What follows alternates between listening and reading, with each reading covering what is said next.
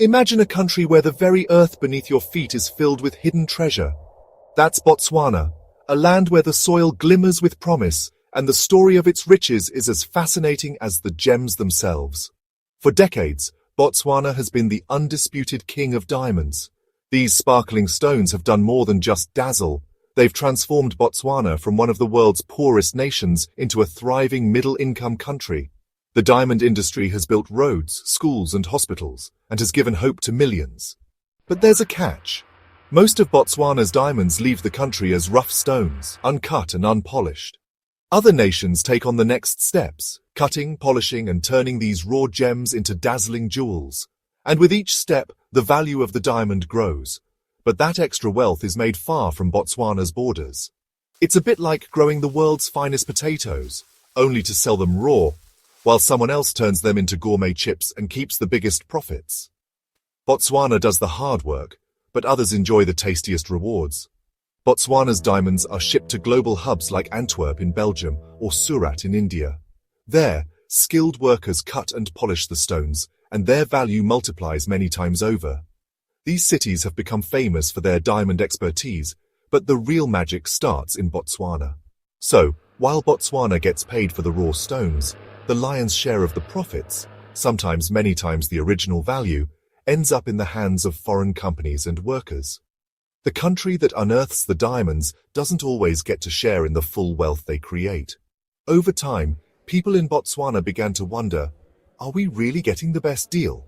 Shouldn't more of the diamond wealth stay here to benefit our communities and our children's future? The government started to realize that simply mining and exporting diamonds isn't enough to secure a prosperous future. They saw the need to rethink their approach, to ensure that Botswana's natural riches truly benefit its people for generations to come. So, Botswana began to dream bigger. What if the country could control the entire diamond journey, from the moment a stone is unearthed to the final sparkling jewel in a shop window? What if Botswana could become a global center for cutting, polishing, and designing diamonds, not just mining them? Botswana wants to be more than just miners. They want to be jewelers, designers, and traders, crafting their own future and ensuring that the true value of their diamonds stays at home, sparkling for generations to come. In 2025, President Duma Boko unveiled a vision that would send shockwaves through the global diamond industry. Determined to rewrite Botswana's economic story, he made a move that few saw coming, one that would challenge decades of tradition and reshape the country's future. Botswana, the world's leading source of high-quality rough diamonds, announced a complete suspension of all exports of raw, uncut stones.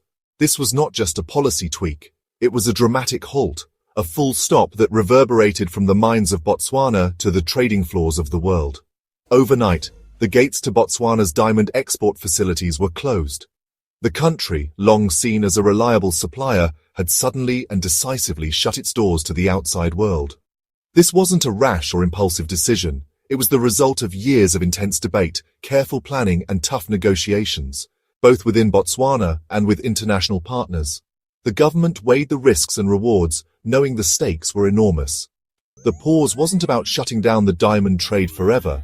Instead, it was a strategic reset, a way to renegotiate the terms and ensure that Botswana would no longer be just a source of raw materials, but a true player in the global value chain. The government's goal was clear: force a transformation in the diamond industry by bringing more of the processing, cutting, and polishing work home. By doing so, Botswana aimed to capture more of the wealth generated by its natural resources, create skilled jobs, and foster new industries. Across Botswana, the move sparked a wave of national pride and hope. For many, it felt like a long overdue step toward economic independence, a chance for the country to finally take control of its destiny and shape its own future. But the bold decision also brought anxiety and uncertainty.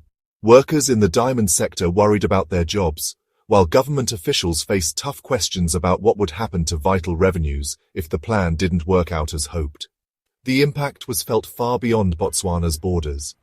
In major diamond hubs like Belgium, India, and Israel, traders and manufacturers were suddenly left in limbo, unsure how to fill the gap left by Botswana's absence. Their entire business models depended on a steady flow of Botswana's rough stones.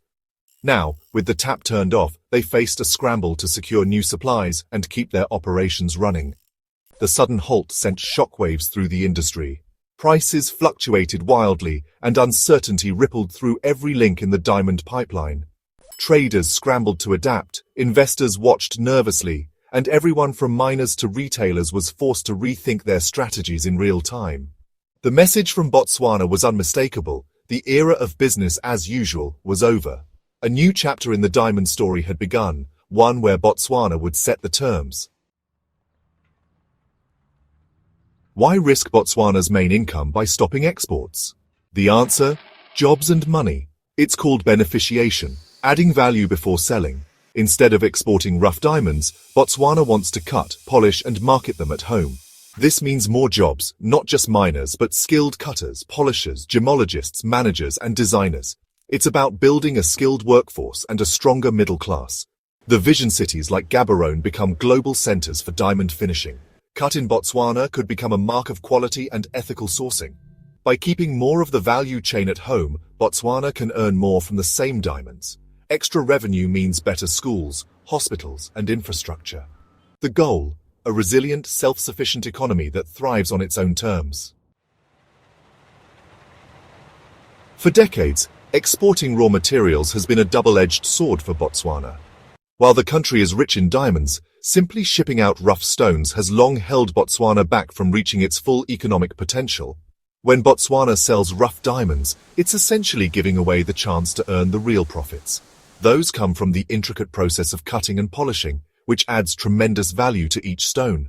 By exporting rough stones, Botswana was not just sending away minerals, but also exporting wealth, jobs and opportunity for its people.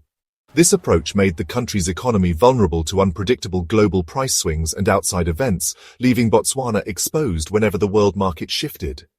Mining alone doesn't create enough skilled jobs or help build a diverse, resilient workforce. Most mining jobs are physically demanding and offer little room for advancement or technical training.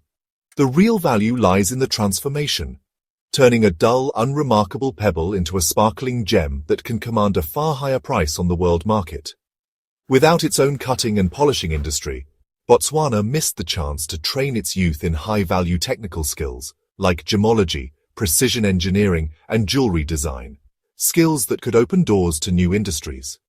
The old model left the country exposed and dependent, with factories sitting idle and workers facing an uncertain future whenever demand dropped. The recent suspension of rough diamond exports is a bold, direct attempt to break this cycle and keep more of the value chain within Botswana's borders. Botswana now wants to capture more value at home, create skilled jobs, and build a knowledge-based economy that can thrive for generations. Ultimately, it's about taking control of the nation's future, empowering its people, and ensuring that Botswana's natural wealth benefits every generation to come. Botswana's dream is to become a full-service diamond powerhouse. The plan control every step, from mining to cutting, polishing and selling. Modern high-tech facilities in cities like Gaborone would train a new generation of skilled artisans. These jobs would offer stable, well-paid careers and support communities. The ripple effect would boost other sectors: machinery, logistics, marketing, finance and design. Economic diversification means Botswana's fortunes won't depend on just one commodity. The ultimate goal: build a global brand, Cut in Botswana, that stands for quality and empowerment. Consumers want ethical, traceable gems, and Botswana's diamonds could become the gold standard. This is the sparkling future Botswana hopes to build, one polished diamond at a time. Botswana's move is part of a wider African shift. Across the continent, leaders are demanding a fairer share of their natural wealth. In Burkina Faso, President Traoré is pushing for local gold refining, echoing Botswana's approach. This is resource nationalism, putting national interests first. For decades, Africa exported raw materials and imported finished goods at higher prices. Now, leaders are challenging this old colonial-era system. It's about dignity, self-respect, and economic sovereignty. The path is tough, with resistance from powerful corporations and governments, but Botswana's decision is a key chapter in Africa's push for true economic independence. When Botswana stopped exporting rough diamonds, the global market felt the shock. With less supply, prices for rough diamonds are likely to rise. Diamond hubs in Belgium, India, and Israel now face shortages and higher costs. Manufacturers may pass these costs to consumers, making diamond jewelry more expensive. This could boost demand for lab-grown diamonds, which are cheaper and gaining popularity.